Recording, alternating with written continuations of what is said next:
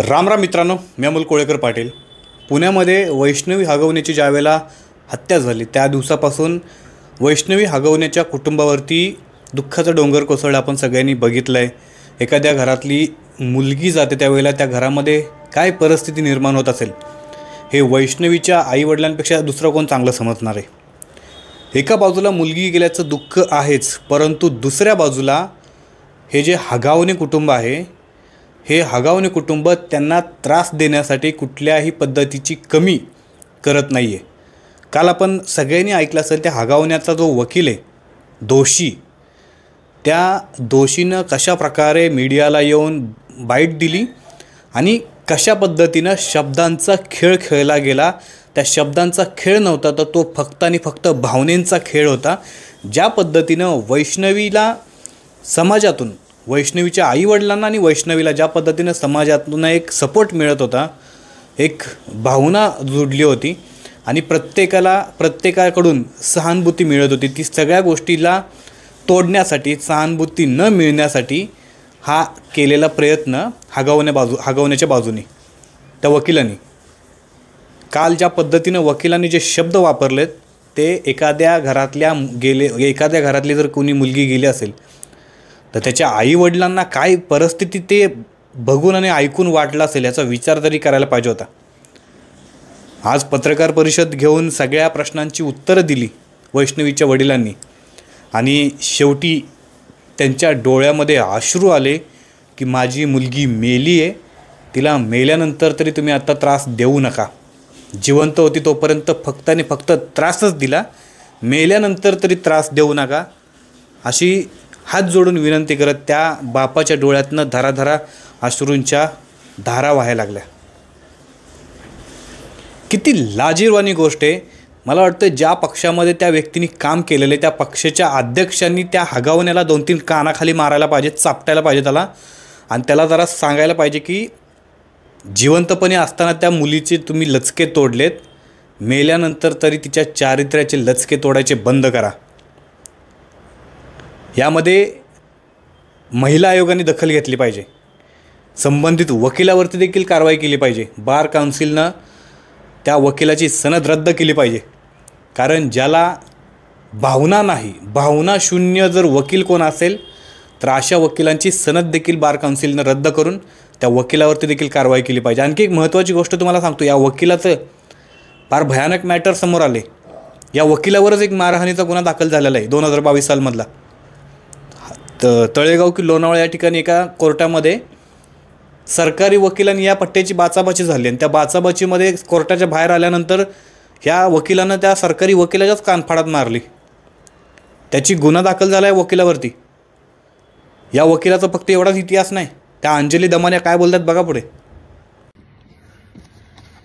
काल हगवणे कुटुंबाचे जे ॲडव्होकेट होते विपुल दुशिंग यांनी जी स्टेटमेंट्स काल कोर्टात केली ती ऐकून इतका संताप झालाय माझाच नाही, माझ्यासारख्या असंख्य लोकांचा, की मी ठरवलं आता आपण यांचा केसच करायचा, म्हणजे केसच पाडायचा, त्यांच्या प्रत्येक वक्तव्याचा केस पाडायचा. त्यांनी असं म्हटलंय की प्लास्टिकच्या छडीने मारहाण केली याला हत्यारं म्हणायची का या प्लास्टिकच्या छडीला? तर विपुल दुशिंग साहेब याला काय म्हणायचं, त्याला दुसरं काय नाव आहे, हे हत्यार नाही का? कारण त्यांनी जर कोणाची हत्या होत असेल तर त्याला हत्यारच म्हटलं जातं. दुसरं म्हणाले की नवऱ्याने बायकोच्या कानाखाली मारणं म्हणजे छळ आहे का? विपुल दुशिंग साहेब, you are an officer of the court. तुम्ही असं असताना वाटेल ते जे बोलला, तुम्ही डोमेस्टिक व्हायलन्सचं समर्थन करताय का? डोमेस्टिक व्हायलन्सच्या विरुद्ध जे कायदे आले आहेत त्याची काही कारणं आहेत. शाब्दिक सुद्धा जर असं कोणी म्हणालं तर त्याला सुद्धा डोमेस्टिक व्हायलन्स म्हटलं जातं.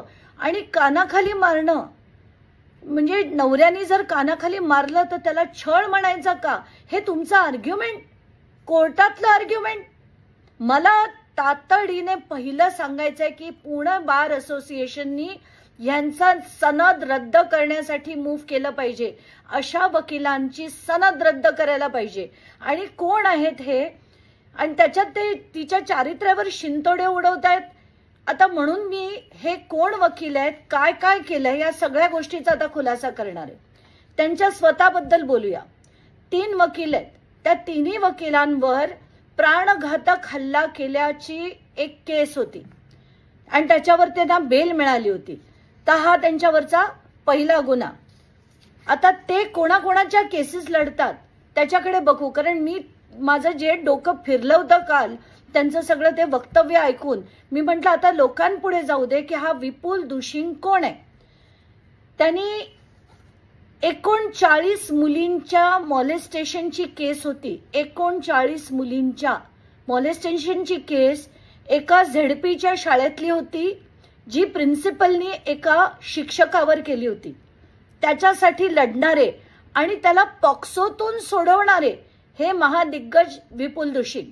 आता यांनी काय केलं होतं की त्या टीचरच्या विरुद्ध फक्त आधी एक्सप्लेनेशन दिलं नाही अरेस्टचं, म्हणून त्यांना सोडवण्यात आलं.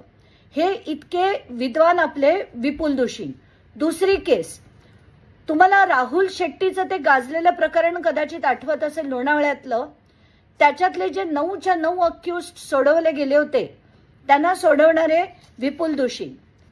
तिसरं, पोर्शेची आत्ताची मागच्या वर्षीची घटना ज्याच्यात ब्लड सॅम्पल बदलली गेली, त्याच्यातले जे एक डॉक्टर होते त्यांच्यासाठी लढणारे विपुल दुशिंग.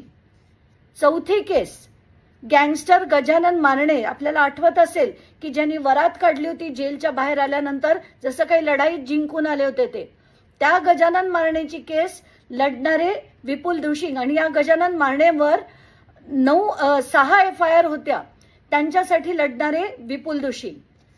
5वा, गँगस्टर संतोष शिंदे आणि प्रवीण कुंजीर, ही जी अप्पा लोंढे मर्डर केस होती त्या गँगस्टरसाठी लढणारे विपुल दुशिंग. आता हे विपुल दुशिंग येणार, वाटेल ते बोलणार. ती प्लास्टिकची छडी काय हत्यार आहे का, तिला नवऱ्याने थप्पड मारली म्हणजे डोमेस्टिक व्हायलन्स केला तर त्याचं पण समर्थन करतायत का. मला माध्यमांना सांगायचंय, विपुल दुशिंगांच्या घरी जा, त्यांच्या पत्नींना विचारा की यांनी जे आता विधान केलंय ते तुम्हाला मान्य आहे का. आणि बार असोसिएशनला माझी कळकळीची विनंती आहे आणि महिला आयोगाला सुद्धा की हे वक्तव्य जे त्यांचं होतं डोमेस्टिक व्हायलन्सला समर्थन करणारं, याच्या बेसिसवर त्यांच्यावर सुमोटो ऍक्शन घ्या. आता सुमोटो नाही, मी तर तुम्हाला विनंती करतेय, तर तुम्ही ती विनंतीचा मान देऊन त्यांच्यावर ऍक्शन, इन्व्हेस्टिगेशन, त्यांच्या वक्तव्यावर इन्व्हेस्टिगेशन. कारण कुठल्याही वकिलाला वाटेल ते कोर्टात बोलण्याला बिलकुल चाललं नाही पाहिजे. आणि काल ज्या पद्धतीने ते वैष्णवीबद्दल बोलले, इतके की काल रात्रीपासून वैष्णवीच्या वडिलांचे, काकांचे, सगळ्यांचे फोन आले. ते इतके हतबल झालेत की, आणि हेच करण्याचा त्यांचा उद्देश होता. म्हणून मी असं ठरवलं की आता यांच्या प्रत्येक प्रकरणाचा मी केस काढणार आहे. आणि खरं तर मला वाटतं सुप्रिया सुळे म्हणाल्या होत्या की खरं तर कुठल्याही वकिलांनी यांची केस हगवण्यांची लढली नाही पाहिजे. असं असताना हे कोण आहेत हे वकील, त्यांची म्हणून मी तुम्हाला अख्खी कुंडली दिली, अजून मी खोदून देईन आणि अशा वकिलांची सनद रद्द झाली पाहिजे अशीच माझी मागणी आहे.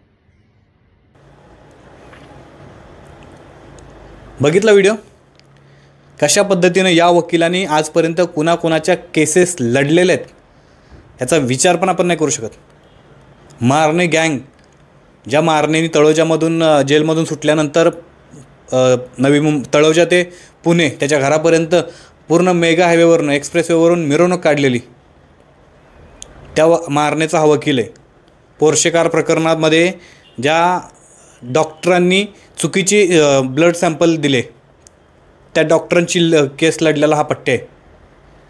म्हणजे यांनी आत्तापर्यंत जे म्हणजे एकदम स्ट्रॉंग क्रिमिनल असतात ना, या क्रिमिनलचे केसेस लढून त्या क्रिमिनलला वारंवार वाचवायचा प्रयत्न करणारा हा वकील आहे. आणि म्हणून क्रिमिनल माइंडसेटची लोक या क्रिमिनल वकिलाकडे गेलेले आहेत. हा स्वतःच क्रिमिनल आहे, ह्याच्यावरती एक मारहाणीचा गुन्हा दाखल झालेला आहे. त्यामुळे अशा वकिलावरती कारवाई करून त्याची तात्काळ सनद जी आहे बार काउन्सिलनी रद्द करायला पाहिजे. भावनाशून्य, याला भावना ह्याच्यात आहेच नाही. भावना, एखाद्या घरातली मुलगी गेल्यानंतर जर तिच्या चारित्र्यावरती शिंतोडे उडवणारा असेल तर असल्या वकिलांना कसली भावना आहे. मुळात सुप्रिया सुळे बोललेलं आहे की अशा आरोपींना किंवा अशा आरोपींचं कोणी वकीलपत्र देखील घेऊ नये, पण हे पैशासाठी लाचार असणारे काही वकील अशा आरोपी ह्यांच्यासाठी एकदम कुबेराची प्रतिकृती असते. जेवढा मोठा गुन्हा तेवढा जास्त वकिलाला फी. ही वाईट म्हणजे काळी बाजू आहे. आणि कसाबला वकील मिळाला हे तर काय आहे, पण वकीलपत्र मिळाल्यानंतर देखील समोरच्या व्यक्तीची जर एखादी महिला असेल तर तिच्या कशा पद्धतीचं आपण चारित्र्यावरती संशय येणार नाही किंवा चारित्र्यावरती डाग पडणार नाही, अशा प्रकारचं जर आपल्याकडे इथिक्स नावाची काही गोष्ट असेल ना, तेवढं पण नाही आहे. महिला आयोग, मला वाटतं महिला आयोग एकतर बरखास्त करा, नाहीतर महिला आयोगाच्या अध्यक्षांना त्या पदावरनं हटवा. तरी उगाच आमच्या महाराष्ट्र राज्याचं इतकं सुसंस्कृत असणारं महिला आयोग बदनाम केलं जाते का? तर एका त्या अध्यक्षामुळं, ज्या अध्यक्षांच्या विरोधामध्ये प्रचंड मोठ्या घटनांचे उल्लेख येत आहेत. कितीतरी महिलांनी अर्ज दिलेले आहेत. त्या महिला आयोगाच्या ज्या अध्यक्ष आहेत त्यांनी कुठल्याही पद्धतीचं काम केलेलं नाही आहे. त्या फक्त काय करतात ते आपल्या सगळ्यांना माहिती आहे. त्यामुळं या वकिलावरती कुठली कारवाई व्हायला पाहिजे, महिला आयोगावरती कुठली कारवाई व्हायला पाहिजे किंवा महिला आयोगाच्या अध्यक्षावरती रुपाली चाकणकर ह्या योग्य आहेत का, त्याच्याबद्दल तुम्ही कमेंट करून सांगा. आणि अंजली दमानिया यांनी जे काही आरोप केलेत त्या आरोपांबद्दल तुमचं काय मत आहे ते कमेंट करून तुम्ही नक्की सांगा. बाकी चॅनलवरती नवीन असाल, जुने असाल, अजून सबस्क्राईब नसतील केलं तर नक्की करा. जय शिवराय, जय शंभूराजे, जय मल्हार.